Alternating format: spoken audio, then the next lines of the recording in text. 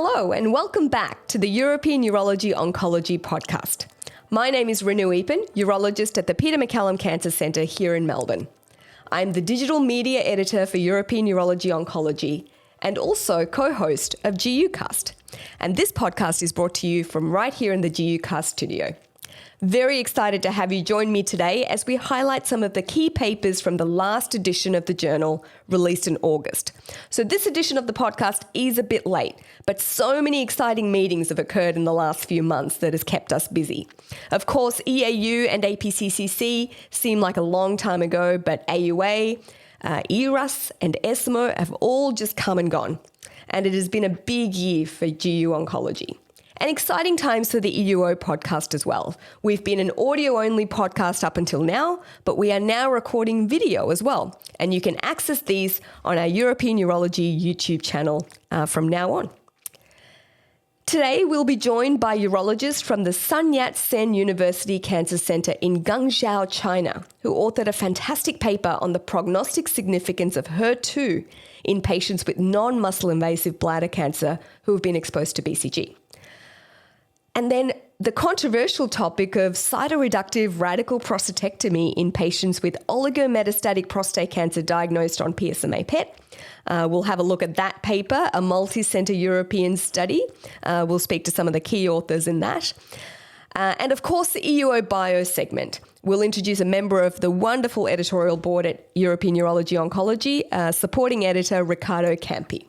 So loads of great content coming your way. Let's go. First, and also to prove that we do focus on things other than prostate and kidney cancer, this very nice paper on HER2 expression in BCG-exposed patients with non-muscle invasive bladder cancer caught my eye. So the study was led by senior author Professor Yao Kai, and it gives me great pleasure to welcome the first author, Dr. Tan and Dr. Deng, urologists from the Sun Yat-sen University Cancer Center in Guangzhou, China, to the podcast.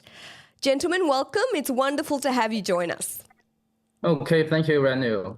And I'm Dr. Tan, and this one is Dr. Deng. So lovely to meet you.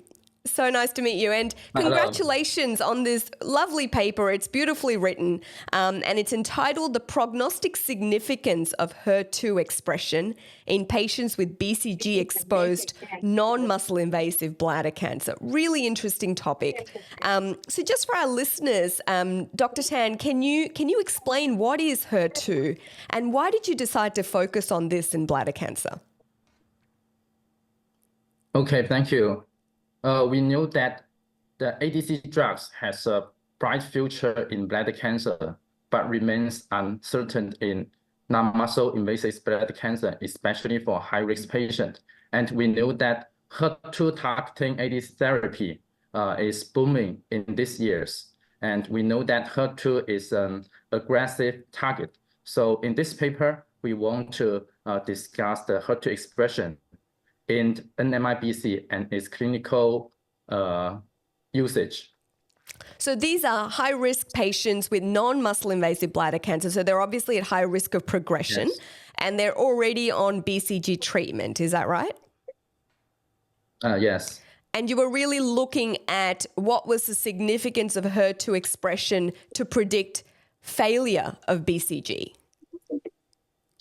We know that according to previous results, about 40% of patients, bladder cancer patients, initially diagnosed as high-risk stratification, and BCG intravesical installation is the first line and widely accepted treatment and recommended by EUO and NCCN guidelines for intermediate to high-risk patients, following by TURBT.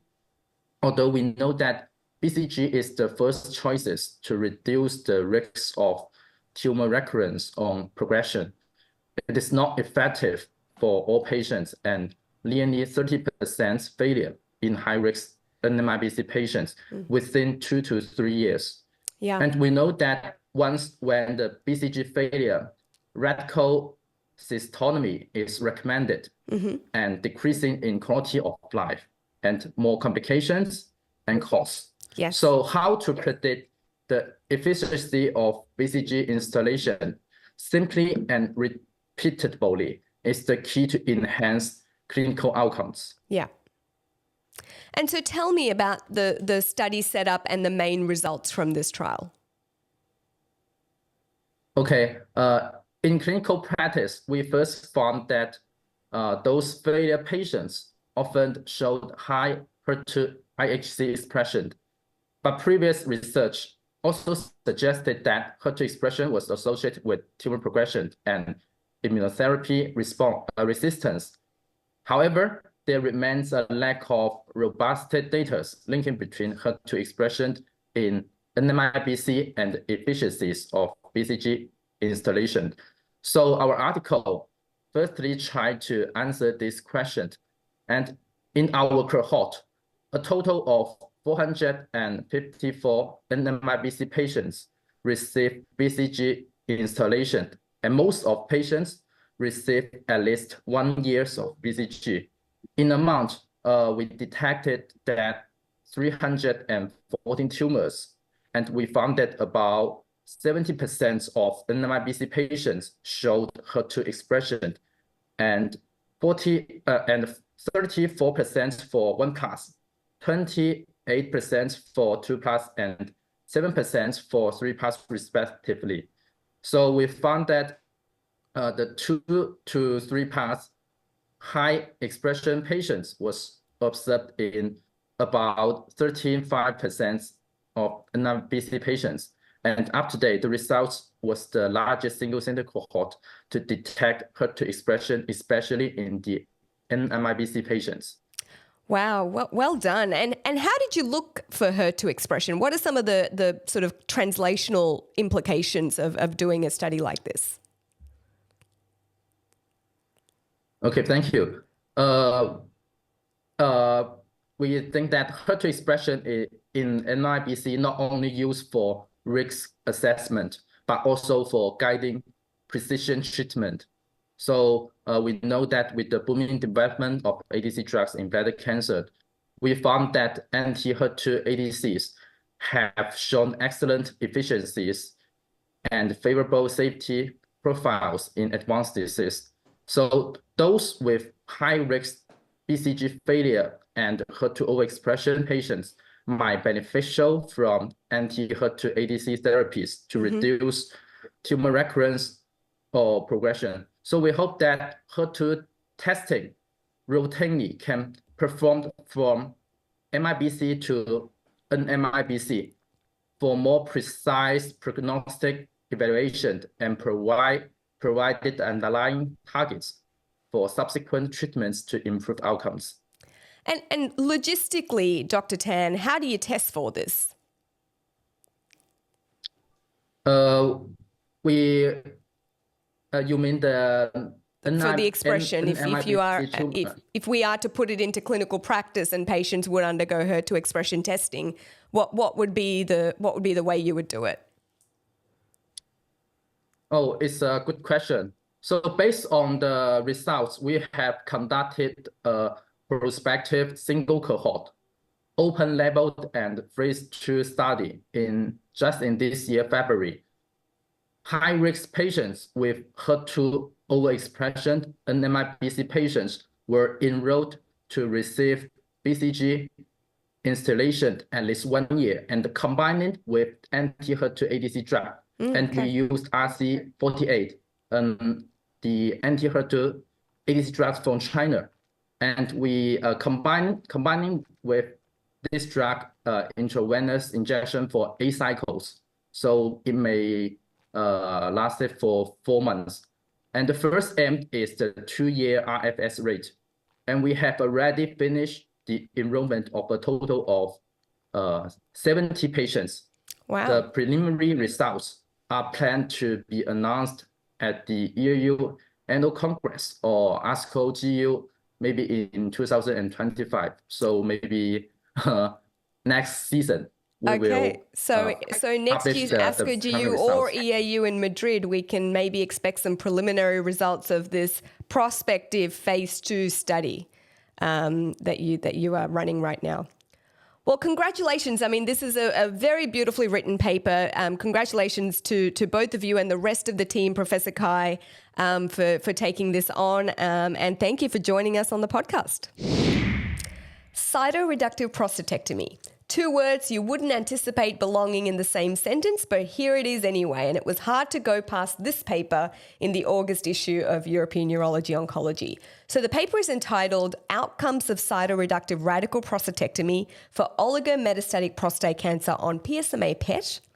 Results of a multi-center European study. And it's a great pleasure to invite the first author, Dr. Pawel Rajwa, a urologist originally from Poland, was in Vienna, and now is the new incoming fellow at University College London. Pawel, welcome to the EUO podcast. It's great to have you here. Hello, hi, Renu. It's a great pleasure and a great honor to be invited and be able to discuss our recent paper that's been published in European Urology Oncology. Thank you very much for your invitation. Fantastic to have you. And the one thing that can make this better is to have Giorgio Gandaglia back on the podcast. He's the senior author in this paper, and he's a big friend of GUcast, and he's had multiple appearances here, so he really needs no introduction. But urologist from San Raffaele in Milan. Giorgio, so great to see you. Nice to see you again, and it's always a pleasure to be here discussing new findings published on European Urology Oncology in this case. So I'm very happy to be here with you tonight. Absolutely, and congratulations to both of you and the big team that you had working on this paper.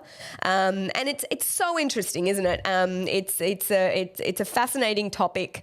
And Pawel, I might get you to start things off by describing the paper, the inclusion criteria, what kind of patients you looked at, and maybe summarize some of the main results. Okay, so thank you very much. Our paper entitled Outcomes of Cytoreductive Radical Prostatectomy for Oligometastatic Prostate Cancer on PSMA PET, results of the multicenter European study, as has been just published in European Urology Oncology. In this study, we included patients with de novo metastatic prostate cancer diagnosed using PSMA PET. This is, I would say, new disease entity, and we defined it as CM1A and or CM1B with 5 or less bone metastasis. And we also decided to include patients with lung metastasis, no more than 3. This is mostly due to, I would say, increased accuracy of PSMA PET compared to conventional imaging. And we have now some evidence that lung lesions can be even more indolent than, for example, bone or other metastatic lesions. We included 13 centers coming from Europe, and all these patients that were included were treated with cytoreductive radical prostatectomy.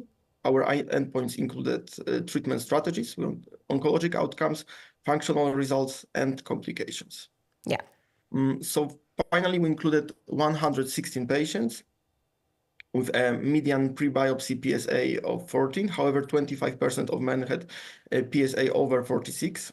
88% of men had biopsy Gleason grade group 3 disease and higher, so it was aggressive disease. 56% of men had pelvic lymph node metastasis on PSMA PET. Most of the patients also underwent conventional imaging, and 42 of these men who underwent conventional imaging had non-metastatic disease on CT and bone scan. So they were truly oligometastatic on PSMA PET, non-metastatic on conventional imaging. Considering the stage on PSMA PET, 82% had CM1B disease, 16% CM1A disease, and 2.5 CM1C disease. The median number of positive spots on PSMA PET was 2. Considering the treatment, this is a little bit, I would say, reflection of no clinical practice guidelines in the case of this oligometastatic disease on PSMA PET. So 60% of men received an adjuvant systemic therapy before prostatectomy. 32 underwent metastasis-directed therapy. Almost 60% were treated with minimally invasive radical prostatectomy. 37 received adjuvant or salvage radiation therapy, and 10% were just treated with prostatectomy plus pelvic lymph node dissection without any other treatments. Now, focusing on pathology findings, so 80% of men had PT3, PT4 disease, 49% had positive surgical margins. 72% of men had Gleason grade group 3 disease and higher. 11% had pathologic response to neoadjuvant therapy. What is also important that 2 out of 3 men were free of complications, and Clavien-Dindo complications occurred in 5. Clavien-Dindo 3 complications occurred in 5% of men. So I would say these results are really comparable to patients with locally advanced disease on conventional imaging treated with radical prostatectomy. The median follow-up was 27 months, and 1-year continence rate was 82%. Over the follow-up, 16% of men developed castration-resistant prostate cancer, and 7% of men died due to prostate cancer. So on Kaplan-Meier curves, the 2-year castration-resistant free survival was 86%, 2-year radiological progression free survival was 82%, and overall survival at 2 years was 99%, which I would say is is of course better than in non-metastatic prostate cancer, of course worse than in non-metastatic prostate cancer on conventional imaging, and slightly worse than in those previously reported cohorts with metastatic prostate cancer on conventional imaging treated with prostatectomy. So it really shows that this is, despite this, I would say, short follow-up, it really shows that this is a new disease entity with a prognosis between patients with metastatic and non-metastatic disease on conventional imaging. We also found several predictive and prognostic factors, such as lymph node metastasis on PSMA PET or PSA nadir. However, due to the short follow-up and being underpowered, this needs further exploration in the next and upcoming, definitely prospective studies. Very nice summary, Pawel. It's a very comprehensive study that you've done.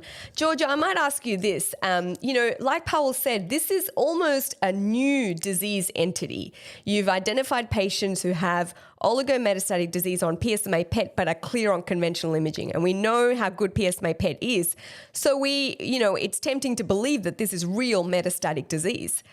How do you think this treatment fits in to the available treatments we have for prostate cancer? And do we really believe that in true metastatic disease, a radical prostatectomy makes a difference? Yeah, this is an excellent point.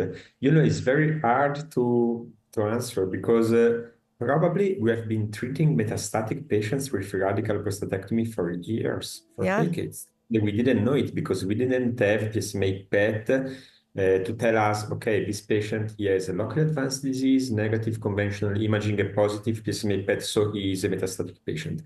And probably some of these patients actually had a acceptable long-term oncological control and acceptable toxicity associated with the treatment. So we also have evidence suggesting that radiotherapy to the local tumor could improve somehow survival in highly selected patients with oligometastatic disease. So it might be that surgery or any kind of local therapies could play a role in improving overall survival in this setting. And our idea was to start from many centers who were doing actually this type of approach, which is obviously always performed in the context of multidisciplinary discussion and a well-informed patient regarding the potential benefits, but also the lack of evidence on the role of radical prostatectomy in PSMA-positive patients. And starting from there, we basically created this large data set.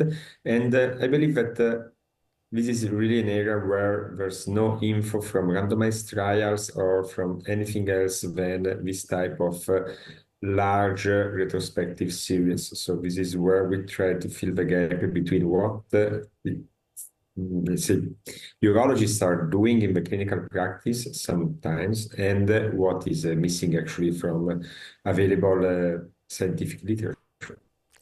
Yeah, and you did mention, radiation to the primary in selected patients with oligometastatic disease. And of course, that arm of the Stampede trial, again, looked at CT and bone scan, so conventional imaging. And there is a pool of thought that says, well, in fact, bone scan does have false positive results in 1 in 4 patients. So were we really looking at localized disease. And if these patients had had a PSMA PET, it would have been very interesting to see what those results were in those patients who benefited from prostate radiation. Yeah, I'm about to say something that will not make you happy, but PSMA PET also has false positive findings. You're right. No, I completely concede. That's absolutely true. No, I'm sure you're used to have excellent nuclear medicine physicians in Australia and everywhere. But, when you're working with, let's say, patients coming from all around your country, or let's say in Europe as well, it's the quality of the image is not always perfect, and also the quality of the report. So we should really stress the concept of quality, as it has been done for MRI, also for PSMA PET. So I agree with you. There might be patients both with bone scan who are false positive, so it's rare to do a biopsy of a metastasis. So you don't have a real, let's say, gold standard, which is the histological evaluation of the metastasis with any of these imaging modalities. So basically, it might be that some of these patients were also false positive in our study. So absolutely, yeah, there's a chance. And probably these are the patients who obviously benefit the most from a form of local therapy. But still, there's evidence from let's say, other diseases and biological rationale for treating the primary tumor in patients with oligometastatic prostate cancer. We published also in the past a series with patients with oligometastatic disease who underwent the local therapy plus any form of metastasis-directed therapy. And in this case, we also included in our series and Pawel, maybe want to comment on it, patients who received secondary therapies and metastasis-directed therapies in the context of treating all what you see and trying to maximize local disease control and metastatic disease control. My idea is that if this patient is truly a metastatic patient, is very hard with SBRT, radical prostatectomy, external beam radiotherapy to the prostate, to obtain a complete oncological control without systemic therapies. So these are patients who sooner or later deserve systemic therapies and intensification with novel drugs. But still, it's appealing, the idea you see something, you treat it, and the PSA goes down and the patient is fine. I'm not sure this is the case for most of the patients, but Pawel, you maybe want to comment on this? What are your thoughts, Pawel? Yeah, definitely, I can agree with Giorgio.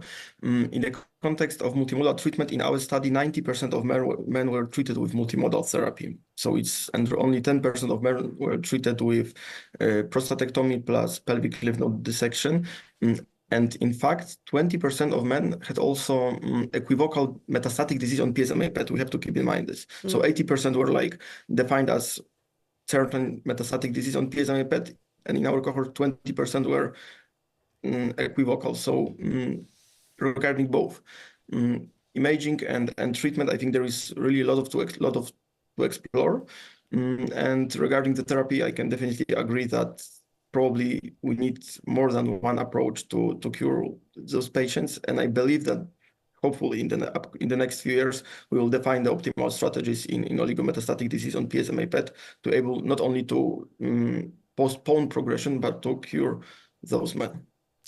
Pawel, and I mean, apart from oncological outcomes, symptomatic management can also be one way to think about this. So did those patients who had more advanced local disease or who were at risk of local complications, were they more prone to get multimodal therapy that included surgery? Because I think that's one of the advantages maybe of radiating the primary in oligometastatic disease is you can treat those patients who are at risk of symptomatic progression. What are your thoughts about the role of surgery in that case? So in our cohort, actually, I would say local progression even was very low.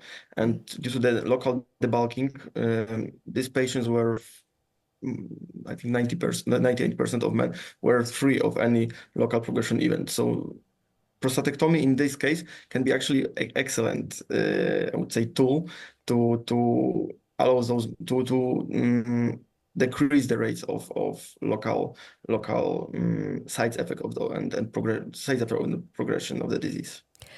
Giorgio, Giorgio, for something to be truly practice changing, of course, a prospective trial would be fantastic in this sort of setting. I feel like you guys have already done the hard bit. Are you planning a prospective trial where you've got, one arm systemic therapy only, one arm systemic therapy plus radiation, and the other arm systemic therapy plus cytoreductive surgery? Let's say that we started with a prospective registry. So Pawel is leading this, and we aim actually at collecting cases done prospectively in the entire Europe. And this is something which has been funded by the EUO Research Foundation, and it's the prospective registered, let's say, database collection. The aim will be to start with a trial, and there are actually studies that are now looking at, and I'm talking about randomized controlled trials, looking at patients who were defined as metastatic by PSMA PET. The main challenge here is what is an oligometastatic disease using a PSMA PET. We typically use definitions obtained by the CHART, Latitude, all these trials based on CT and bone scan. We still don't know actually, because we have a more sensitive imaging, more accurate imaging, so we're detecting the disease earlier. And it might be that these definitions are, let's say, less accurate in a world of patients staged with PSMA PET diagnosis.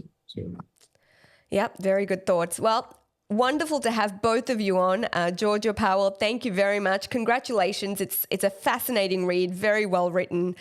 Great to get this out there in European Urology Oncology. Thank you very much. Thank you for joining us. Thank you very much. It was a great pleasure and honor to be here. Thank you very much again. And now on to the EUO Bio segment, where we feature a special guest, someone in the world of GE Oncology. And today I am joined by one of the supporting editors of the EUO journal, my good friend joining us from beautiful Florence, Riccardo Campi. Welcome, Riccardo. Thank you very much, Rino. It's a pleasure and an honor to be here today with you.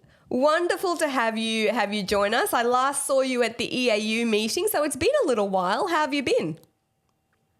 Yeah, I've been traveling a lot, actually, for congresses. I like to travel, even if I always like to come back to Florence, by the way. Oh, I can't imagine why. Now tell us, for our listeners, tell us a bit about yourself and your areas of interest in GE Oncology. So I am a consultant urologist now working at Careggi University Hospital in Florence, the unit of robotic urologic surgery and kidney transplantation, directed by Professor Sergio Cerni. And my area of interest is mainly kidney cancer in the field of GE Oncology.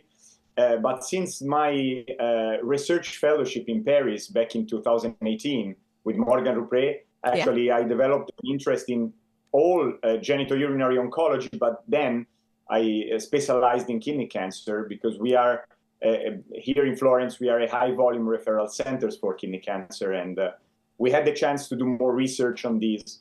And I got passionate about kidney cancer research, not only surgery, but in general, the field of oncology around kidney cancer. Yeah, absolutely. And, it has been a big year in GE Oncology and also for kidney cancer, with Keynote 564 reading out. And you have been traveling a lot to many congresses. What have been some of your highlights of GE Oncology this year? So basically, I made a similar lecture during the UROONCO meeting in Budapest. Yes. And it was actually a very difficult challenge for me to select all the papers to think about, because there has been a lot of evolution and interest in kidney cancer literature during the past months.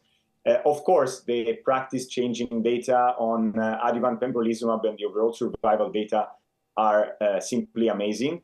Yeah. The next challenge, I think, is to interpret this data and to get the most out of it and to get value for patients.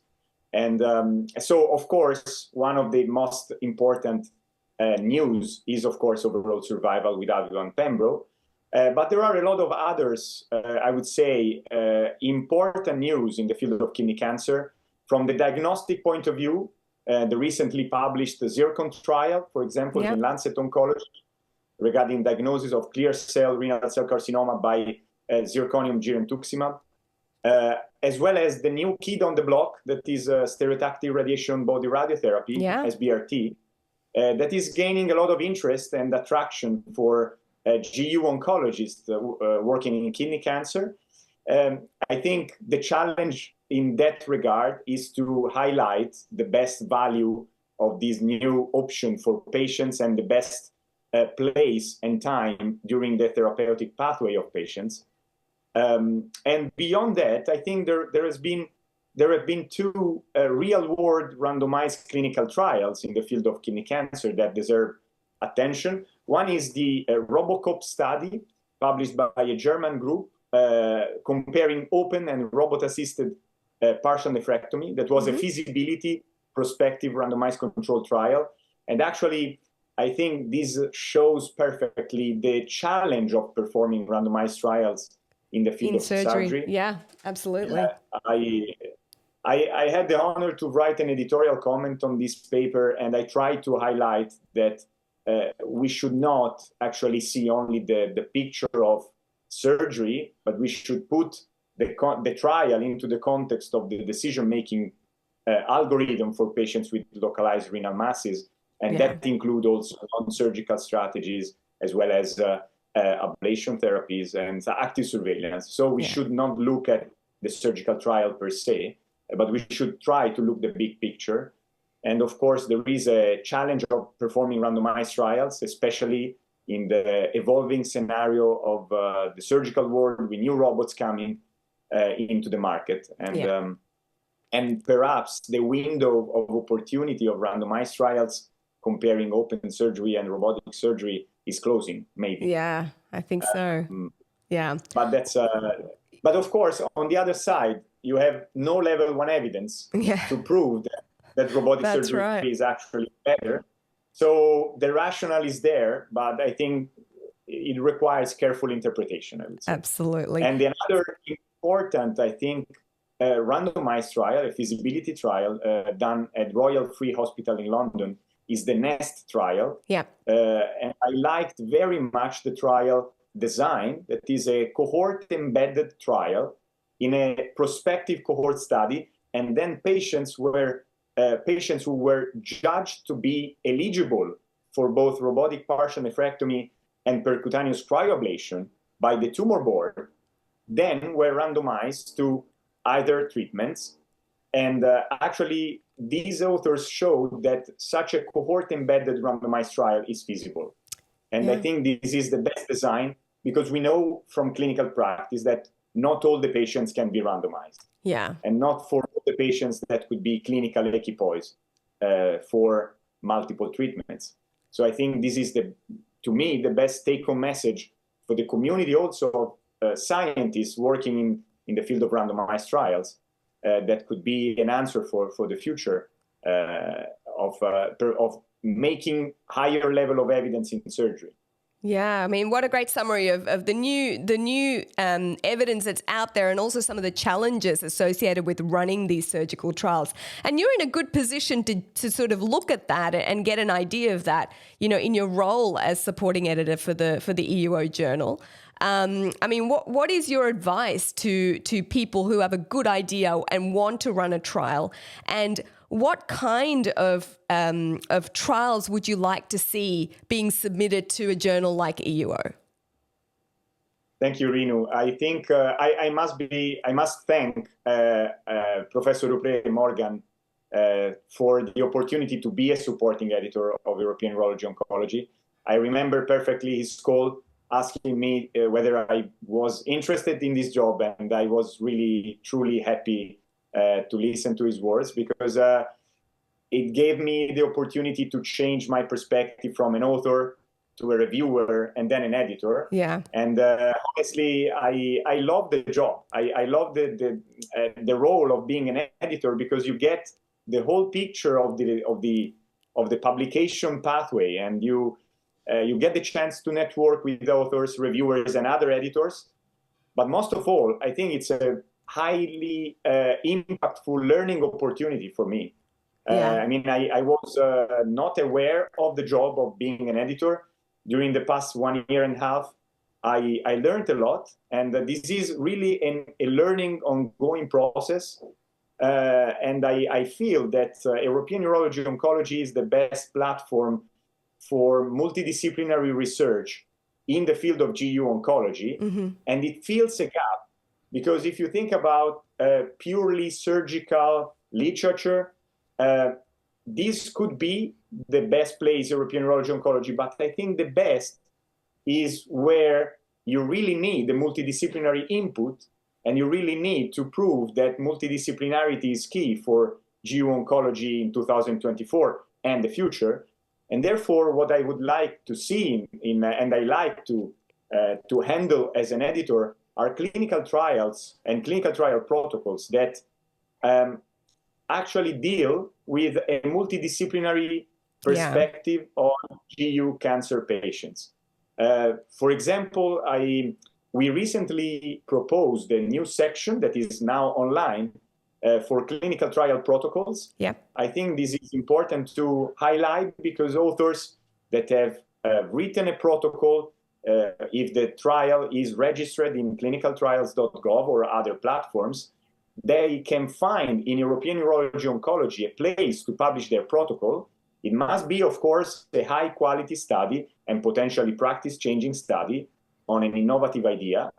But this could be the best place for a protocol like this, and to show the world of scientists working in multiple disciplines around GU cancers, that a journal like this is open to submissions from not only urologists, but also oncologists, radiation oncologists, radiologists. So it's, I think it's the best place for multidisciplinarity that, in my view, is the key nowadays for managing these patients. So that's a really good point, Riccardo, because we have opened up this new section of the journal for clinical protocols, and it's important to get the message out there that if you do have a registered, especially a multidisciplinary clinical trial, try and get the protocol published in European Urology Oncology. Not only is it a great platform, but, we're also really working on dissemination of all that knowledge, with initiatives like this podcast. So I think it's a really important thing to keep in mind. You are doing a great job in this. And what's coming up, Riccardo? I think EMUC is around the corner, isn't it? This is the European Multidisciplinary Congress on Urological Cancers, and I think this year it's in Lisbon, Portugal. Yes. And what's good about this meeting? Why should people attend? I love EMUC. Actually, I love the meeting because it's really focused. You have mainly one room where everybody is focused on the sessions, and the sessions are really resembling clinical practice, really resembling multidisciplinary tumor boards. You have a lot of case discussions as well as state-of-the-art lectures. And the most important thing, I think, for residents, young genitourinary cancer physicians from across the specialties, from multiple specialties, is that everybody gets insights from case discussions. So everybody can really be enriched by something, and you have the most important experts from all over the world discussing as they are in a tumor board. So I think it's a unique opportunity to make questions, to understand and interpret the answers of the experts to those questions, and also to be updated. This is the last Congress of the year, so you get an update of the everything that's happened in the year. That's right. So that's exactly in Lisbon, Portugal, 7th to 10th of November. So a great meeting if anyone is interested. Riccardo, we better let you go. I know you're busy, but thank you so much for joining us on the EUO podcast, and we look forward to running into you very soon. It was an absolute pleasure, and I look forward to hosting you in Florence, by the way. Oh, yes, can't wait. We must do that. Excellent. So that's all we have time for in this episode. Thank you, as ever, for joining us. Make sure you tune into future episodes, whether it's audio only as you go for your morning bike ride or your runs, or through our videos on the European Urology YouTube channel. Subscribe, rate and review us at the EUO podcast. And don't forget about the European Urology podcasts, as well as the What's Your Focus from European Urology Focus, and the new initiatives from our Open Science Journal. We'd love to hear from you, so please get in touch with any suggestions. See you next time on the EUO podcast.